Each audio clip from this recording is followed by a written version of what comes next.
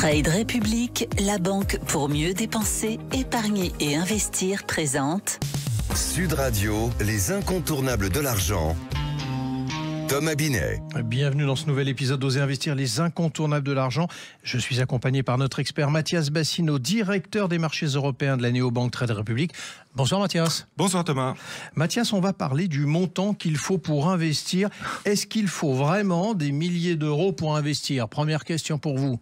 Alors c'est la plus grosse pensée limitante sur l'argent encore de nos jours. La bonne nouvelle, c'est que les moins de 35 ans, eux, ils ont compris que c'était possible, et non seulement que c'était possible, mais que c'est si tu as un petit budget que tu dois absolument commencer à investir justement. Donc c'était une des idées reçues, investir c'est pour les riches, il faut avoir beaucoup d'argent pour investir. Il faut avoir beaucoup d'argent pour avoir accès à une banque privée. Il faut avoir beaucoup d'argent pour avoir accès à un conseiller en gestion de patrimoine premium, etc. Ça c'est vrai.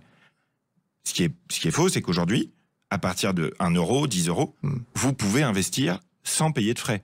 Parce que le problème des petits budgets, c'est que si vous investissez 50 euros, mais que vous payez 10 euros de frais, vous n'arriverez jamais à avoir votre rendement. Donc il y a aujourd'hui des systèmes qui existent pour investir efficacement en bourse ou ailleurs, avec des petits budgets et en payant des frais très faibles. Ça marche.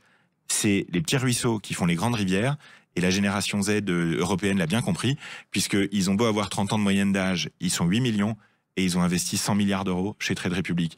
Donc c'est vraiment possible pour les petits budgets d'investir efficacement. Alors vous nous le dites souvent le mardi soir, le temps peut être notre allié comme notre ennemi, tout dépend à quel moment on s'y intéresse. Alors comment on fait justement pour constituer son capital dans ce temps ?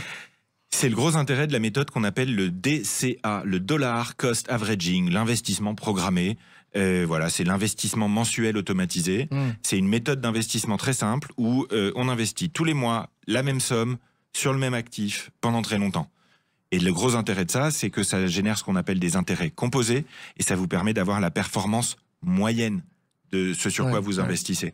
Comme je le dis souvent, c'est rare que ce soit bien dans la vie d'être moyen, mais en bourse, pour vos investissements, avoir la moyenne, c'est important.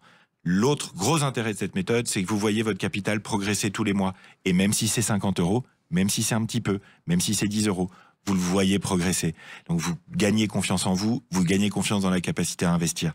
Et ça, c'est essentiel pour investir à long terme. Et vous relevez d'autres avantages aussi ? Alors un des gros intérêts, c'est que le DCA vous permet d'être serein. C'est-à-dire qu'au lieu de vous demander si vous devez acheter, si vous devez vendre, et où vous répondrez à cette question en général mal, parce que avec vos émotions, vous n'arriverez pas à être lucide et rationnel sur la décision. Le premier intérêt, c'est ça. Ça vous libère d'un poids émotionnel. Je ne sais pas si c'est le bon moment.